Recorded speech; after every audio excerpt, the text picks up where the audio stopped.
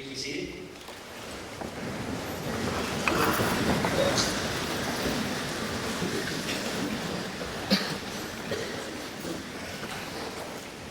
Good morning, everyone, and welcome to our Brevard College Inauguration Ceremony, marking the formal beginning of the service of our 13th President, the Reverend Dr. David Joyce.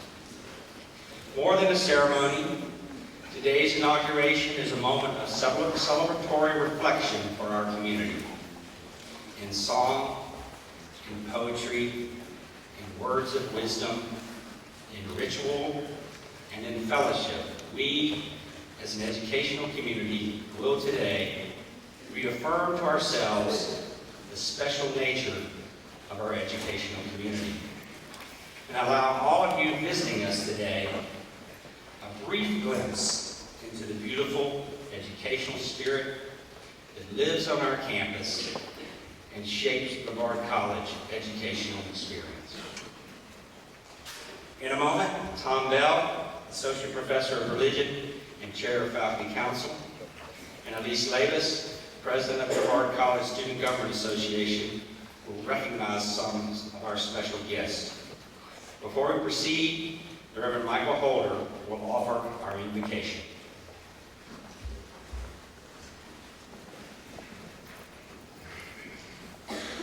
Let us pray. God of the past and present and future, God of wisdom and hope and new beginnings, we are grateful for this day. We are grateful for this place of learning, for its hallowed traditions and the inspiring legacies left by those who have gone before us. We are grateful for all the students and faculty who make this a place of learning and limitless possibilities. We are grateful for the generations of learning, growing, and serving that have gone out into a needy world and even today, striving to make a difference. Yes, Lord, we are grateful for Dr. David Joyce, whom we honor and affirm today, and for Lynn, who blesses us with her own special gifts and graces. Truly, it is a new day, a day to celebrate and be glad in, a day to dream dreams and to stir new visions, a day to ponder the multitude of blessings from your hand and just to be thankful. What a day. What a wonderful and unique place is Brevard College. What a great future. What an amazing God. We ask this blessing in your most precious and holy name, and of your Son, our Lord. Amen.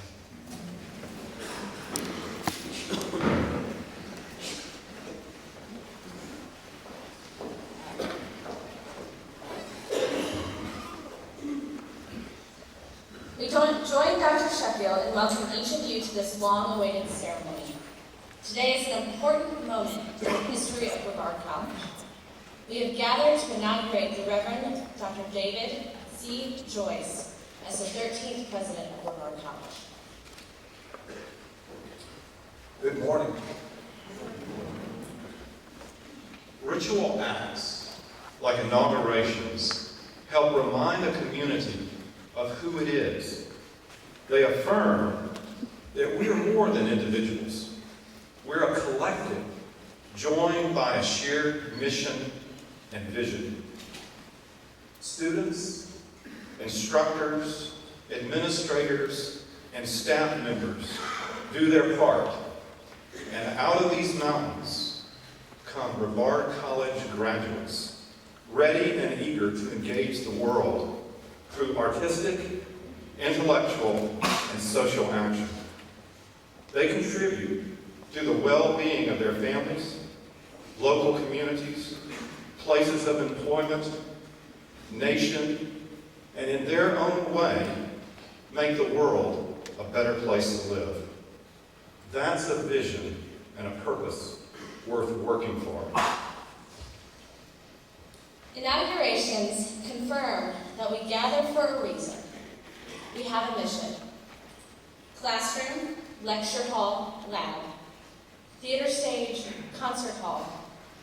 field, court, track, SGA meeting, committee meeting, board meeting, administrative meeting, all converged here, today, in us. Inaugurations point us toward the future and give us hope that new leadership will inspire our collective zeal and steer us forward toward a greatness as marvelous as the mountains that surround us. The academic display in the pavilion, this inauguration ceremony, and the outdoor luncheon symbolize Brevard College's greatest resources. Its faculty, staff, students, alumni, and administration, our beautiful surrounding mountains and campus, and our engaging academic programs. In short, the people, place, and purpose are what define Brevard College. Please join us in welcoming some special guests who are with us today. We ask that they stand and be recognized. First, we have several presidents, chancellors, and trustees. From Ferrum College, Dr. Jerry N. Boone, President. From Lewisburg College, the Reverend Dr. Mark LaBranche, President. From Ripon College, Bob Kirkland, Chairman of the Board of Trustees. From Union College, Dr. Marsha Hawkins, President. From Lindsay Wilson College, Dr. William Lucky, President. From Spartanburg Methodist College, Dr. Colleen Perry Key, President. From University of North Carolina at Asheville, Dr. Ann Ponder, Chancellor. From Montreat College, Dr. Dan Struble, President. And from Tusculum College, Dr. Nancy Moody, President.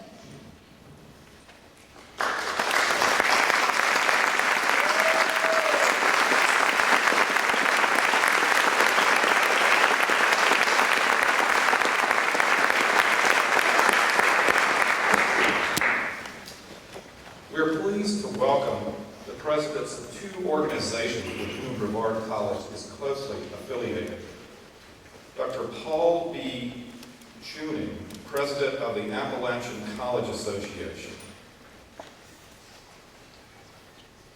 and Dr. A. Hope Williams, President of the North Carolina Independent Colleges and Universities.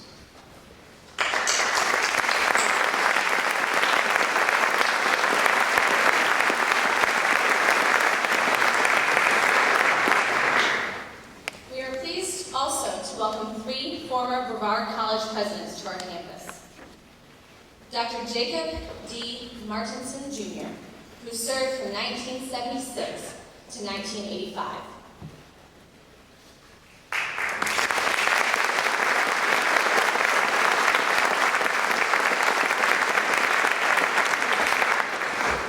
Mr. John Thomas Bertrand, who served from 1994 to 2001.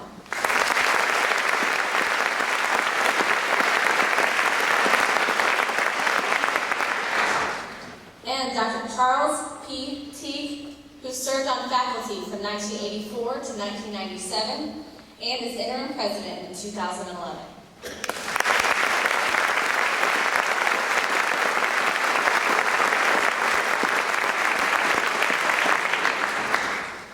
We welcome and recognize all the institutional delegates who are with us this morning and ask you to please stand. The delegates.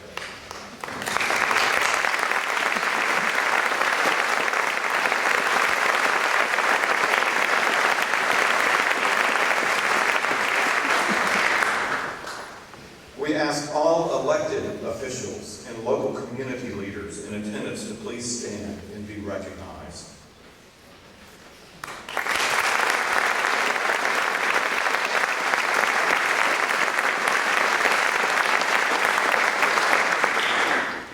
We would like to to welcome distinguished groups within our Brevard College community.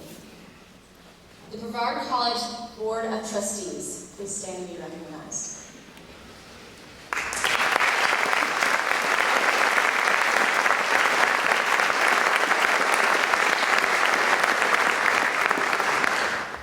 We would also like to welcome all retired Brevard College faculty and staff. Please stand.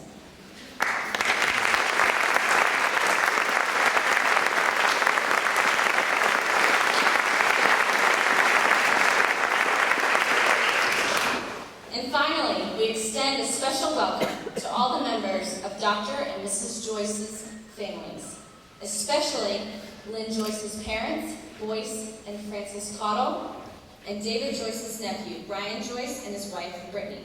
Welcome to you all.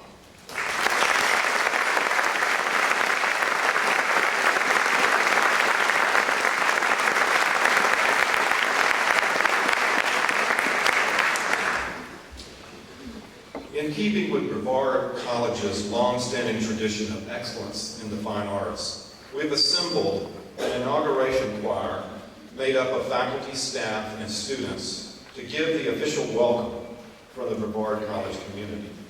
This will be followed by a poem composed for the inauguration by Iowa Bush C's Distinguished Professor of English, Dr. Ken Shamley.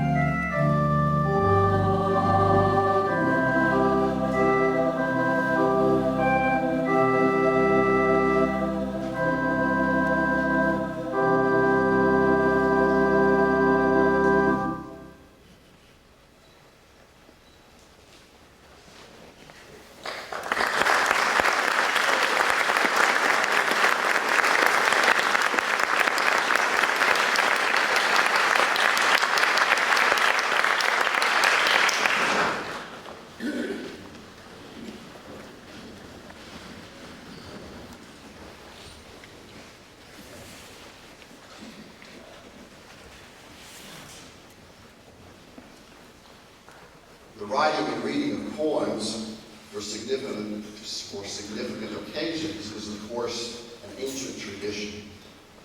The Greek and Roman canons contain many poems written to honor victories, leaders, or the glorious fallen. Over the centuries, a few categories of commemoration have taken labels. Odes are about specific people or things. Elegies memorialize the dead. Epithalamiums are wedding songs. As far as I can tell, no particular term refers to poems written for inaugurations. They fall under the broad category of occasional poetry. That term has always seemed a bit problematic to me because it implies a rather hit-or-miss attitude toward one's endeavor. But a poem for the occasion is the proper designation and was my charge. I thank the Planning Committee and Dr. Joyce for their good faith. The title of the poem is Tribute List for Today. Praise to the people who read directions before assembling the bookcase. And praise to the people who don't and say, now where does this piece go? Huzzah to lovers of multi-lane freeway, its interposing grass and routine facilities, and hip-hip to drivers happy when roadwork shunts them onto a shoulderless byway. We salute all ritual beginnings, green flags and baptisms, the elegant unfolding of napkins. We salute the impulse to ordering the novel entree or taking an uncleared trail. Hallowed are all humble acts of courage, hands trembling over a keyboard, waving a child off to school, unpacking a suitcase that has just been packed. We honor the private ceremonies of continuance when just getting dressed is a prayer. Honor upon all uncheered miles pedaled or run in the rain. Honor to those who show up, who keep promises made in public, and keep the ones silent and heavy as snow.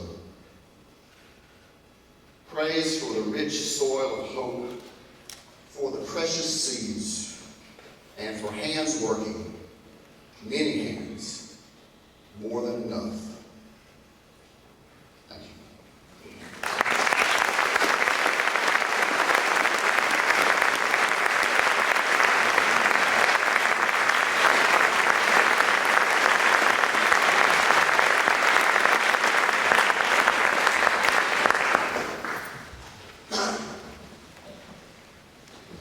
It is my pleasure to introduce Dr. Gerald Seaman, Vice President of Academic Affairs at Ripon College. He has served in his role at Ripon since he was named to that position by Dr. David Joyce in 2006. As a hockey player, a Lord of the Rings devotee, with a triple undergraduate degree in French, International Relations and Political Science, and a doctorate in medieval French literature. Dr. Seaman is indeed a Renaissance-like scholar and dean, well positioned to make, quote, a case for the liberal arts. Ladies and gentlemen, Dr. Gerald Seaman.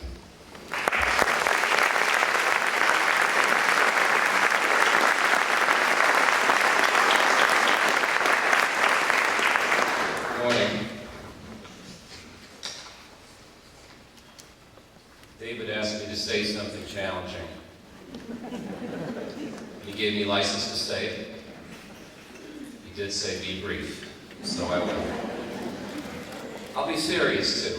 I'm normally not that serious, but I tend to be serious on occasions like this. So here goes.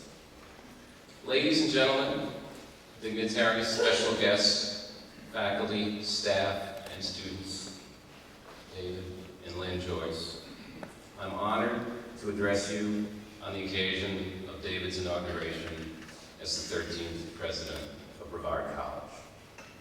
I'm here to speak about David. He's asked me to make the case for liberal education, and I will make that case.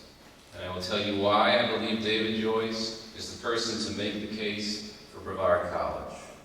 David will help you be a mission-driven, future-focused college. You will find joy in that, and you will delight in the journey. There's a national conversation going on right now on the question, is college worth it? Does the investment of time and money into college lead to professional success and practical benefit? Are there reasons to believe collegiate study is better for the person, for the workplace, and the world, even when, perhaps especially when, that study is not focused on vocational preparation? In the liberal arts, we need to face this question directly and honestly, which we don't automatically do. Our automatic response tends to be something like this. Narrow training in the professions excludes the development of characteristics and skills that are necessary for success, innovation, and leadership over the long term. And we also tend to say, vocational training at the undergraduate level is usually already behind the marketplace. And even when it isn't, the shelf life of those skills learned in college is so limited that graduates will require retraining and postgraduate education and degrees to be competitive and successful over the course of time. From the other side, the conversation tends to sound something like this. The liberal arts are a poorly defined set of gatekeeping courses that do not connect to a unifying purpose and that too often restrict students' access to and progress in their majors by channeling them into a curriculum focused on things impractical and impertinent. Things like remediation, such as the development of writing skills. Things like breadth, distribution of courses across the curriculum. Things like exploration, selecting elective courses that don't count toward a major. And things like the wider world, courses on global and domestic diversity and foreign language study. From this perspective, the liberal arts are something to get around, to get over, or to get through. They are disconnected from student development in the disciplines, and they are often perceived as in the way. From the liberal arts perspective, vocational training isn't worth it. From the other side, liberal education isn't relevant. So who's right? You know that I'm going to take the side of the liberal arts. And I'm going to take their side because they are, in fact, relevant, because they are, in fact, necessary, because they are often poorly understood, especially, I imagine, by those who are not liberally educated, and because they matter. Perhaps most important, I take their side because I am on your side, faculty, staff, students, alumni, trustees, parents, family, and friends of Brevard College. And what follows, I'm going to use the word you a lot. I mean everybody when I use you, but I'm speaking especially to the young people. At this point in the national conversation, we all need to be on the same side. Because let me tell you, the people who are arguing that college isn't worth it are not on your side. And if they're not on your side, whose side are they on? Well, they're on their side. They are on the side of people who have an economic stake, a real business interest in keeping you undereducated, in keeping you worried about hurrying into a job, in keeping you focused on the illusory and immediate benefits of a first small paycheck, and in keeping your hands out of the larger pot so that there's more for them, less for you. If you think wages and jobs will be better, if you think the American economy and America generally will be better, if you think your local community and the wider world will be better, when people opt out of college, or opt for narrow vocational training, or hunt for shortcuts on the way to the next big win, you need to think again. It might be better for some, but in most cases, it won't be better for you. So don't be fooled into thinking that the people arguing for vocations and against college have your best interest in mind. They don't. Don't let them scare you, and don't let the false bargain of finding a quick place on the payroll lure you away from your dreams. You are too young and too smart, too full of promise, energy, and creative spirit for that. Instead, let's make a better bargain. Let's agree on what matters, and let's say it loud. Reading, writing, and communicating effectively matter. The ability to make strong arguments based on solid evidence, sound structure, and compelling rhetoric matters. The capacity to detect, dismantle, and dismiss weak arguments based on poor evidence, unsound structure, and rhetorical failures matters. The ability to integrate and connect knowledge from a variety of fields and to deploy methods from across the disciplines to solve problems that are new and complex and that we have never seen before matters.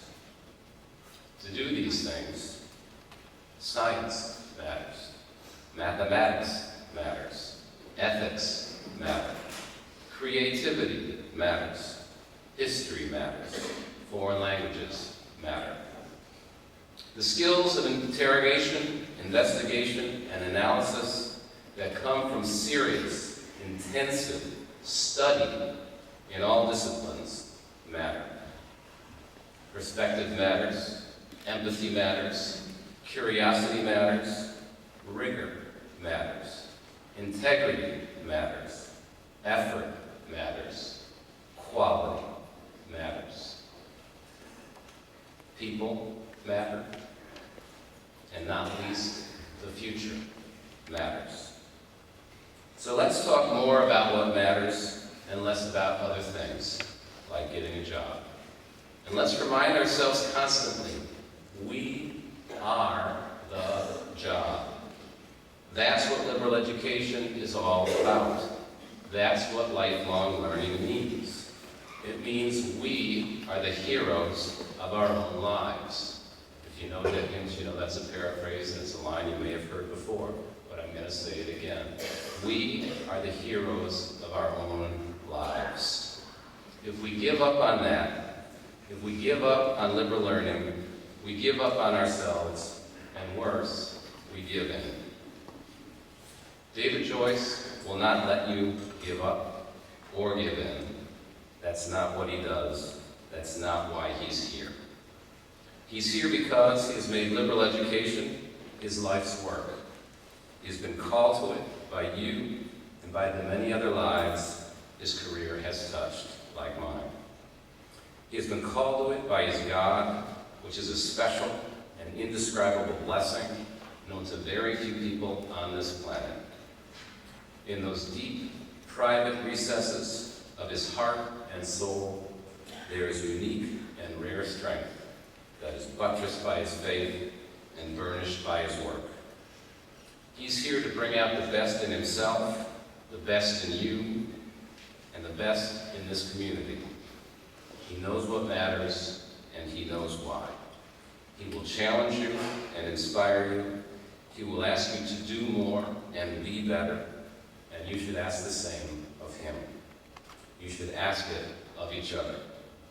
And you should do it as David does, with warmth, a generous spirit, a deep and serious commitment, good humor, intelligence, and vigor. May all of you find joy in living lives that matter, and find delight in sharing this great journey. All the best to all of you, and especially to David and Lynn Joyce. Thank you.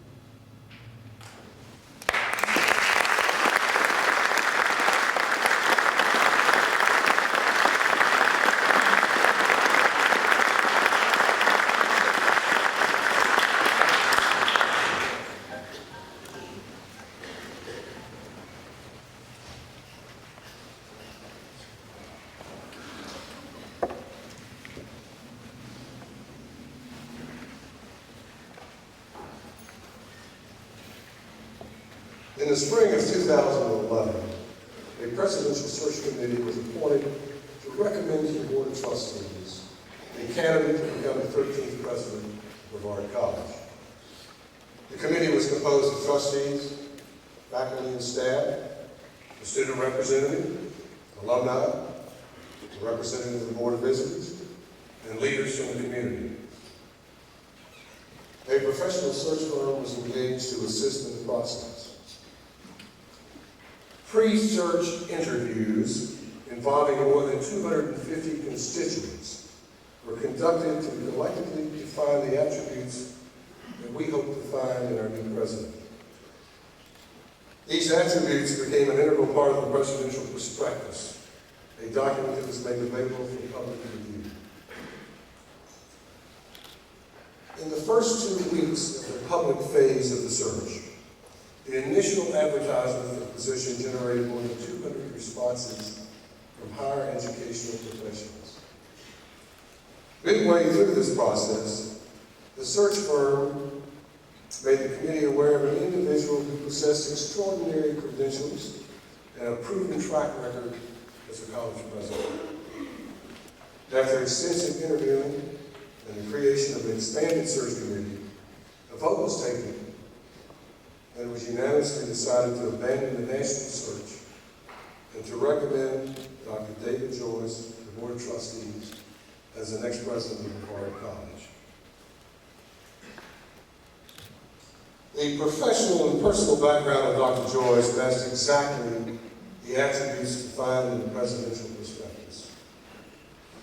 His successful administration tenure at both Union and Wheaton colleges, his scholarly background and credentials, his love of Western North Carolina, his successful fundraising experience, his genuine interest in students and their needs, his reputation in working with faculty and staff, his ability to manage challenging financial situations, his core belief in the value of the liberal arts education,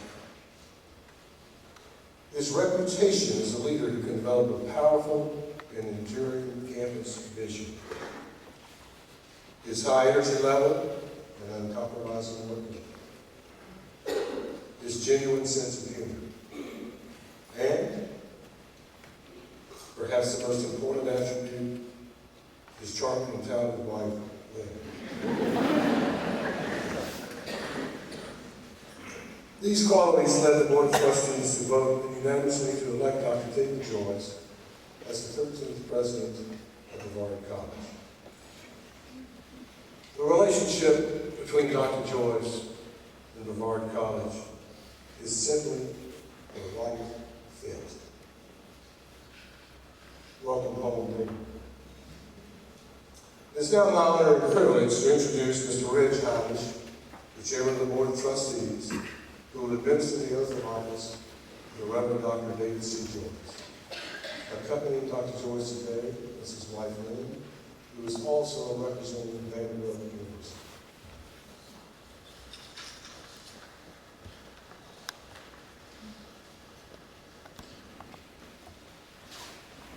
Dr. Joyce, the Brevard College Board of Trustees has elected you as the 13th president of Brevard College. In doing so, we are placing confidence in you to lead us, to guide us, and to help shape the future of this wonderful institution. Understanding that, will you please repeat after me the oath of office? I, David Joyce, do solemnly swear to uphold the mission of Brevard College and through my thoughts and actions, words and deeds, to support, strengthen, and sustain the people, places, and purpose that define Brevard College to the best of my abilities.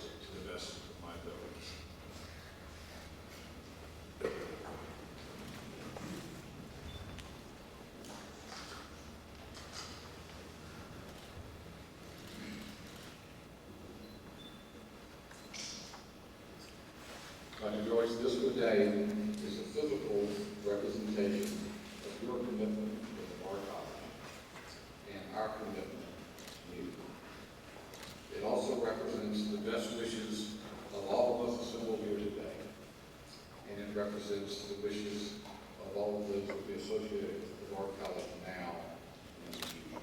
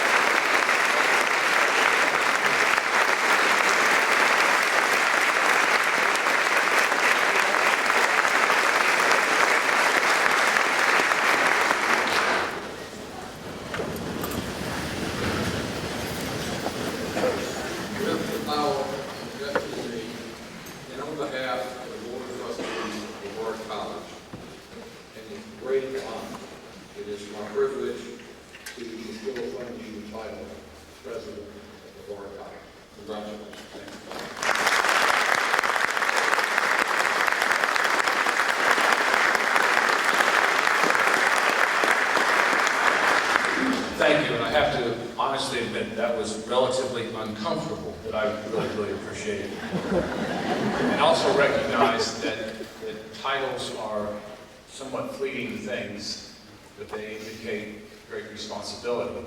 And responsibility is only as useful as those who will share it with you. And I look forward to sharing this endeavor with everyone assembled today.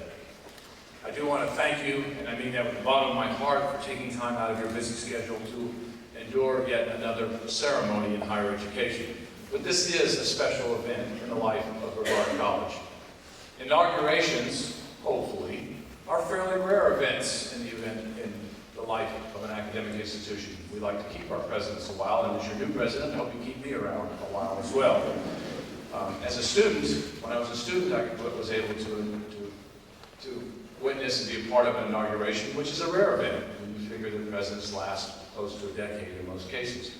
In Brevard's 160-plus year history, we've only had 13 presidents. So this is not an event or an occasion that happens all too often. But it is a special event truly designed to celebrate higher education and to highlight the role, history, and soul of the institution thus represented, and in this case, Brevard College. It is especially important to note, and with deep appreciation, the efforts of so many who made this day possible. Many of you traveled a great distance to be with us. We appreciate you and we thank you. We have many guests from our own community. Your presence reaffirms our role and place in this community. And again, I want to thank you for your support. And a very special word of thanks to the many persons who went above and beyond the call of duty to put together today's program. If you could have been on campus to see people putting things together, arranging chairs, hanging ribbons, working on the program, blocking out, we have little letters up here so we know exactly where to stay so I don't mess that up either. If you could imagine all the work and effort that went together, you just get a true sense of what it takes to put on an event like this. Even the painted pumpkins, folks are working out late at night to make sure those pumpkins look just right for all our guests today. Your efforts are deeply appreciated, and you are what makes this place very, very special. But the primary reason for any inauguration, the one today, is to celebrate our college, our people, our place, and our purpose. And with your indulgence, I would like to spend the next few minutes to introduce you to Brevard College so that you have a better understanding of who we are, where we live, and why we do what we do. Hopefully, you'll see more clearly your role in the endeavor of educating worthy young scholars as they will inherit and ultimately will make our world a better place in which to live. Higher education is always, always about the people who teach and learn inside these walls and inside the walls of all the institutions thus represented. Every college or every university is only as good as the people who provide that education. Institutions like Brevard College and those that are represented by our delegates recognize that everyone on campus and adjacent to that campus and connected to that campus are engaged in the teaching and learning process. Everyone, all the time, and every nook and cranny have to be fully engaged if our students are to understand that success in life is totally about connectedness. My wife, Lynn, who you met, and Brevard College trustee Phil Jerome, and I just completed a 450-mile bike ride from Brevard, right here on campus, to Carolina Beach. Yes, we got some sore muscles, some tender rear ends, and a permanent crick in our necks, because I'm doing this all the time now. But what we did on that trip was it was a learning exercise. We learned so much about our state, most importantly about its people. When you pass through small towns that, in Philip's case, 20 miles an hour, and Lynn's in my case, somewhere between 14 and 15 miles an hour, you observe quite a bit. You realize that the trip is more than just an opportunity to get away from the desk. It really is an opportunity to learn. It's learning outside the walls. Everything you do, every experience you have, every person you meet leaves an indelible mark on your life. That's what is the definition of education. When I've met and talked to alumni of Brevard College, one of my favorite questions was, what was your greatest takeaway from that experience with this college? And without exception, it's always about a person or persons who have touched their lives at a meaningful or critical point. And more often than not, these persons include folks in support roles just as much as it includes faculty. One clear indication that this is truly in fact are two clear indications, are two ceremonies and traditions that we have at Brevard College. Just a few weeks ago, we had a pinning ceremony of our seniors. It was a new experience for me, so I was mostly there as an observer, where seniors were pinned by somebody who was significant in their lives, and they had an opportunity to share words. We did it right outside this building, right in the area right outside where we're having our lunch today. And to watch the expressions from the stage of the folks that had the opportunity to pin that soon-to-be graduate was truly a moving opportunity. It included family, it included friends, it included faculty, it included staff. It included people who had touched their lives. That ceremony will be repeated in another way come May at Brevard College when we hood our soon-to-be graduates. And again, in most cases, faculty are invited by this graduating senior to place the hood upon them, people that made a significant impact on their lives. It's a powerful moment both for the recipient and for the pinner or hooder. As an observer, it was very obvious to me that the depth and range of persons who influenced these soon-to-be graduates represent every single function on this campus. I can tell you this, that computer-based training, distance learning, super large classrooms, and all other kinds of learning opportunities have a role in education. But it will always be the people who have the greatest role. Brevard College has and will forever be about the people who see their mission as educating students for personal growth and commitment to artistic, intellectual, and social action. We are fortunate at this college to live in such a beautiful place. We have a vibrant city and every room has a view. In fact, shortly after we arrived on campus, my wife and I were touring the residence halls, and as a typical retread president, I was noticing all the things that needed to be fixed, to be improved, all the maintenance that needed to be taken care of, updates, et cetera, et cetera. And as I was going through my list, Lynn looked at me and said, all that is true, but where else could you live where every room has a view like this? It's always a matter of perspective. Always a matter of where you look at it and how you look at it. Place is important.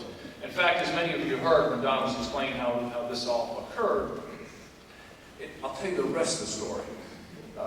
When we received a call from Jim Davis, who was the former president of Shenandoah College, I've known him for a dozen and a half years. And he was also the lead search consultant for the search for Brevard College. When he called me on the phone, what he exactly said, he said, "Hey David, any chance you and Lynn are ready to come home?" And the rest of the story is that we actually were scheduled to come here on vacation to go mountain biking. I know that surprises some of you. When Jim called us, it just seemed all the things lined up in the right place. No matter where we live, place is what attracts us, holds us, and in fact nourishes us. We need to embrace the beauty of the area where we choose to live. And in Brevard, I can tell you this is a very easy task. But with place comes responsibility. All of us need to recognize that our places, all our places, are fragile. Resources are dwindling at an unsustainable pace. As educators, we have to walk the talk by demonstrating that we are responsible citizens, giving back more than we consume. We have to see our place as a teaching, learning environment, a living laboratory, as it were, to teach our students how to do more than simply make a living. As Jerry said a few minutes ago, they have to learn to make a life. Our role as educators compels us to recognize that our immediate environment provides both the opportunities and the challenges for education. Let's not allow the beauty to distract us, but let's make sure the beauty challenges us to be good stewards so that we can continue to help future generations of students see that we are responsible to our place. We don't own it, we simply borrow it for a while. Brevard College has made a full commitment to place by embracing a pedagogy and a culture of experiential learning. Hands-on, full engagement, pedal to the metal.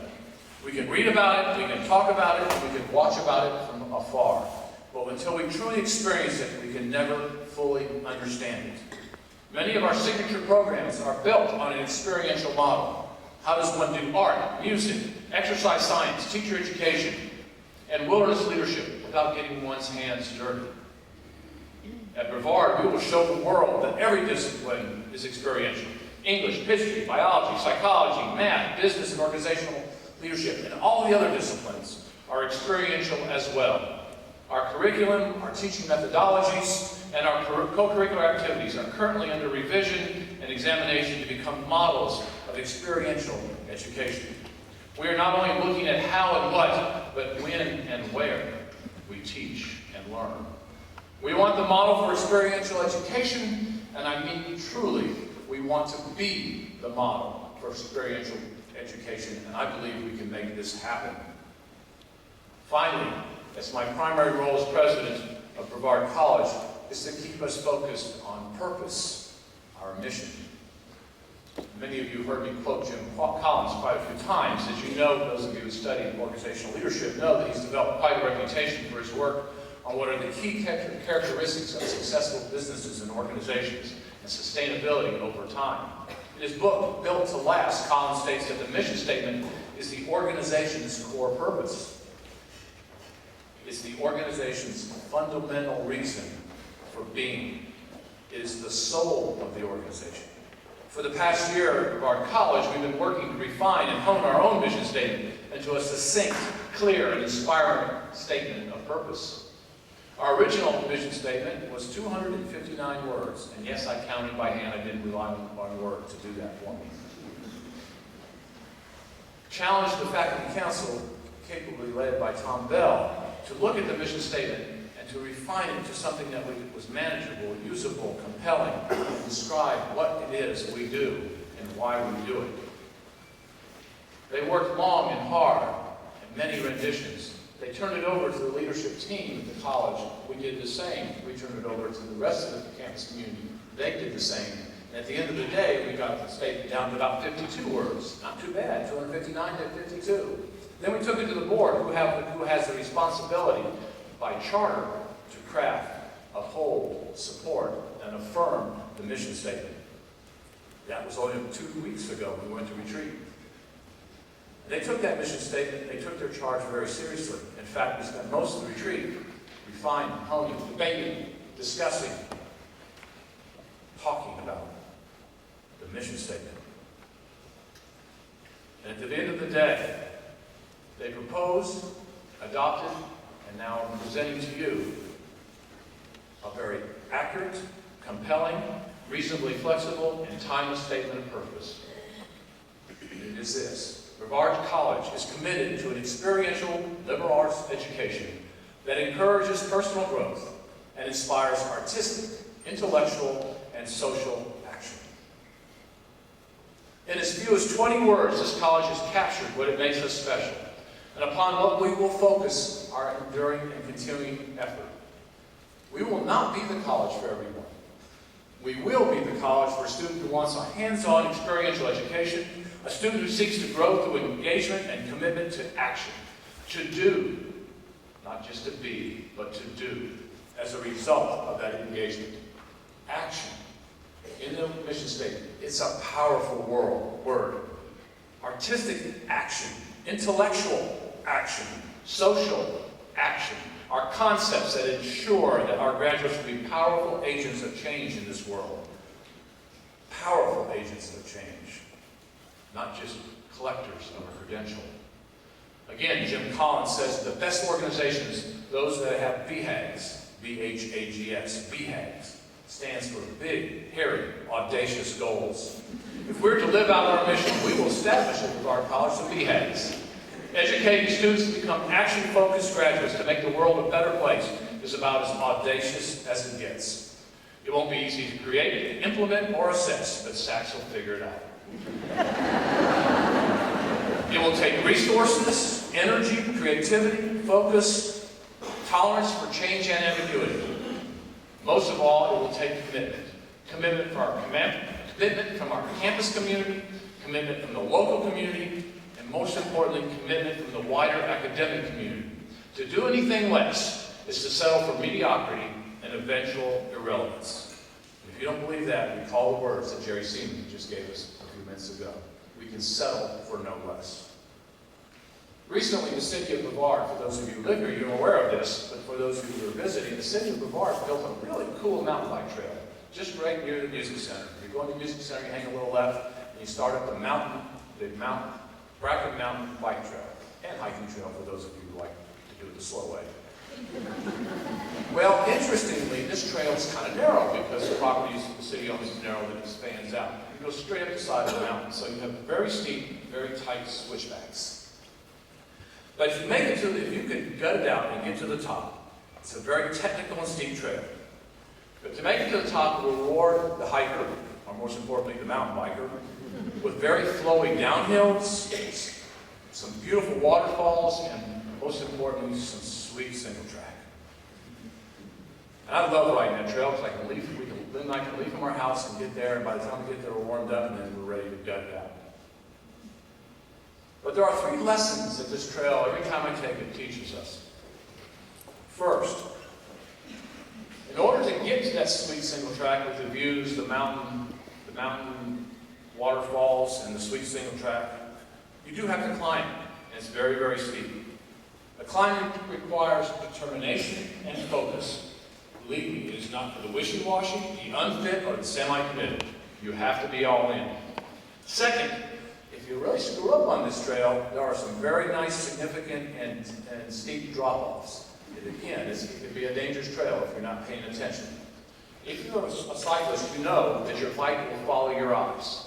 Every time, it will follow your eyes. So you don't want to look where you don't want to go. You only want to stay focused on where you do want to go, unless you want to go off the cliff. So you've got to stay focused on to where you want to go. Always keep your eyes on the goal. And then third, as I said when I began, this is a very, very tough trail. To truly enjoy the pinnacle, the single track, the waterfalls, the views, you can't wear yourself out on the way on the climb. You have to go for a while and then stop and catch your breath. For me, because I have clipless pedals and I'm clipped in, literally, I have to go for a while, stop, and hug a tree. So I'm officially a tree hugger.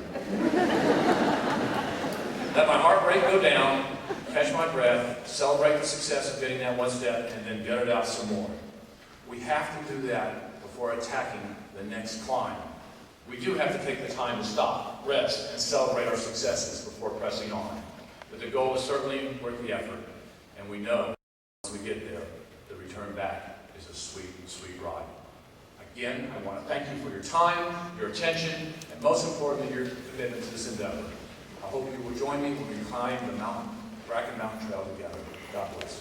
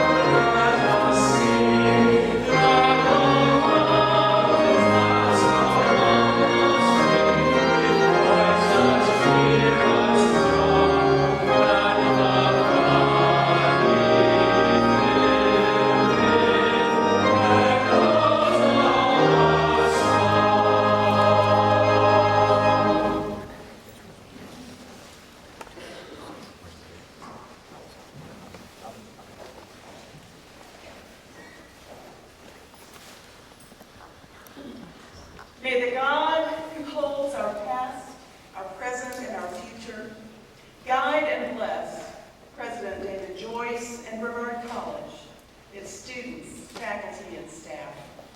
May the gifts that President Joyce and all the leadership team possess lead Brevard College into a bright future and a new era of vitality and growth. May God's greatest blessings be poured out upon this place, that it will be a shining beacon of light, knowledge, and creative endeavor. May all who enter here grow in wisdom, in love, and in service to the world. And may all of us go forth from this place and this day filled with the love of God, the grace of Jesus Christ, and the unity of the Holy Spirit. Amen.